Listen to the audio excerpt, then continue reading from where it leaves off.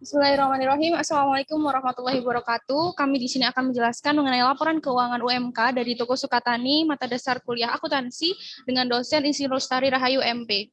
Kami dari kelompok 9, kelas E Agribisnis angkatan 2020 dengan anggota 1 Ninda Pupudriastuti dengan NIM 261, lalu saya sendiri Syifa Azhara dengan NIM 275, dan ada Hanifah Nurhayati dengan NIM 289, lalu Muhammad Rizza Mufti Arham dengan NIM 304. Selanjutnya akan dijelaskan oleh rekan saya, Hanifah.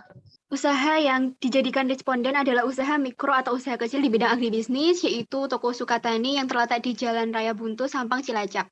Pemilik dari Toko Sukatani ini adalah orang tua dari Muhammad Rizza Mukfi Arham. Tujuan praktikum dasar akuntansi ini adalah untuk mengetahui sistem laporan keuangan usaha Toko Sukatani, dan yang kedua yaitu untuk mengetahui perkembangan usaha Toko Sukatani melalui analisis laporan keuangan. Next. Metode penyusunan laporan, yang pertama yaitu proses penyusunan laporan keuangan. Wawancara kepada pengusaha Toko Sukatani melalui platform WhatsApp, yaitu vid call. Data yang digunakan adalah data primer. Data primer mencakup proses wawancara kepada Ibu Sugiyati selaku pemilik Toko Sukatani mengenai informasi usaha di bidang pertanian. Informasi yang kami minta adalah 1 bulan pencatatan, yaitu pada tanggal 1 sampai 31 Desember 2021. Kelompok menggali informasi neraca perusahaan, aset, modal, dan hutang. Kelompok juga menggali jenis-jenis biaya dan pendapatan usaha. Kemudian pemilik Toko Sukatani dapat mencatat biaya-biaya atau pendapatan harian pada buku. Setelah data terkumpul selama 1 bulan, mulai pengerjaan menggunakan Microsoft Excel. Kemudian yang kedua yaitu analisis kelompok terhadap penyusunan laporan keuangan. Metode pengolahan data yang dilakukan berdasarkan pada teori akuntansi perusahaan dagang. Analisis terhadap laporan keuangan di Toko Sukatani dilakukan melalui beberapa langkah. Langkah awal yang dilakukan yakni melakukan analisis transaksi terhadap pemasukan dan pengeluaran kas. Kemudian diposting di buku besar, neraca saldo, dan jurnal penyesuaian. Setelah dilakukan penyesuaian, maka dibuat neraca lajur untuk mengetahui laporan laba rugi, laporan perubahan modal, dan neraca yang kemudian dibuat pada laporan keuangan. Ada tahapan perhitungan yang dilakukan di dalam Microsoft Excel, yaitu yang pertama pada sisi 1 yaitu harus mendapatkan data neraca bulan sebelumnya, yaitu pada November 2021. Kemudian jurnal khusus yaitu ada jurnal penerimaan kas dan pengeluaran kas saja. Kemudian rekapitulasi jurnal khusus, kemudian dibuat buku besar, neraca saldo, jurnal penyesuaian yaitu ada perhitungan HPP, kemudian neraca lajur. Kemudian yang terakhir yaitu ada laporan keuangan. Laporan keuangan terdiri dari 3, yaitu laporan laba rugi, laporan perubahan modal, dan laporan neraca.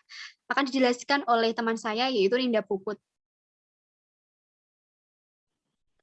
Pada laporan laba rugi, yaitu laporan yang melaporkan informasi laba rugi suatu usaha yang diperoleh dari pendapatan usaha berupa penjualan baik tunai maupun kredit, dikurangi dengan HPP atau harga pokok penjualan. Kemudian dikurangi lagi dengan biaya-biaya yang dikeluarkan seperti biaya listrik, air, biaya sewa, biaya perlengkapan, dan biaya depresiasi peralatan. Berdasarkan catatan transaksi yang dilakukan dari tanggal 1 Desember sampai 31 Desember 2021, didapatkan hasil bahwa selama 1 bulan tersebut total pendapatan usaha Toko Sukatani sebesar 17.242.000. Total tersebut didapatkan dari hasil penjualan Toko Sukatani dalam bentuk penjualan tunai. Nilai HPP yang terdapat di laporan laba rugi sebesar Rp15.525.500, namun bernilai negatif. Pengurangan antara total penjualan dengan nilai HPP akan menghasilkan laba kotor. Sedangkan untuk mengetahui laba bersih usaha tersebut dilakukan perhitungan melalui pengurangan laba kotor dengan biaya-biaya yang dikeluarkan selama 1 bulan. Biaya-biaya tersebut antara lain biaya listrik, biaya air, biaya sewa, biaya perlengkapan, dan biaya depresiasi peralatan, sehingga diperoleh laba bersih sebelum pajak dari tanggal 1 Desember sampai 31 Desember 2021 sebesar Rp1.046.500. Selanjutnya, ada laporan perubahan modal.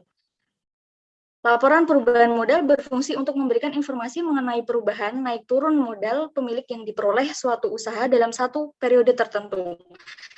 Selain itu, laporan ini dapat memberikan informasi mengenai modal pemilik pada periode sebelumnya, kemudian besarnya laba rugi dalam kegiatan operasi.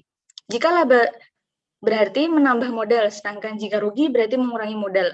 Sehingga laporan laba rugi bisa juga digunakan untuk melihat modal akhir yang dimiliki usaha dalam satu periode akuntansi.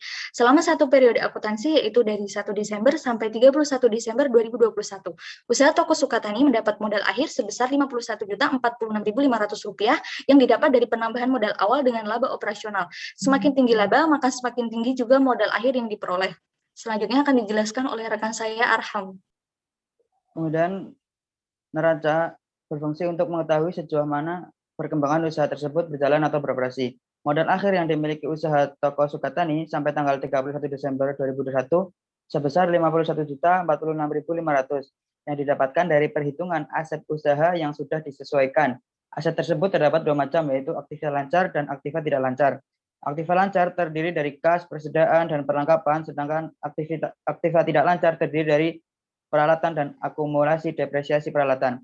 Nilai persediaan dalam laporan neraca merupakan persediaan akhir yang sudah dikurangi dengan pemakaian selama proses produksi. Modal akhir yang dimiliki usaha ini selain bisa menjadi modal awal pada periode selanjutnya, juga bisa digunakan untuk pengembangan usaha. Kemudian dilanjutkan Mbak Siva. Saya dapat disimpulkan usaha toko tani merupakan usaha kecil yang bergerak dalam bidang pertanian. Melalui praktikum lapangan ini, kami membuatkan catatan akuntansi untuk usaha toko Sukatani dengan tujuan untuk bisa mengetahui kondisi keuangan usaha sehingga dapat mengidentifikasi dan prediksi masalah-masalah yang kemungkinan akan timbul, seperti laba bersih yang dapat atau keuntungan laba rugi dari usaha tersebut. Berdasarkan hasil analisis dan perhitungan selama 1 bulan akuntansi, yaitu dari tanggal 1 sampai 31 Desember 2021, dapat diketahui bahwa usaha ini dapat mendapatkan keuntungan sebesar Rp1.046.500 dari total penjualan bersih Rp17.242.000, sehingga dapat dilihat bahwa usaha ini memiliki modal akhir sebesar Rp51.046.500 yang didapatkan dari penambahan modal awal dengan laba bersih. Begitulah presentasi dari kelompok 9, kurang lebihnya mohon maaf. Wabillahi taufiq wal hidayah. Wassalamualaikum warahmatullahi wabarakatuh.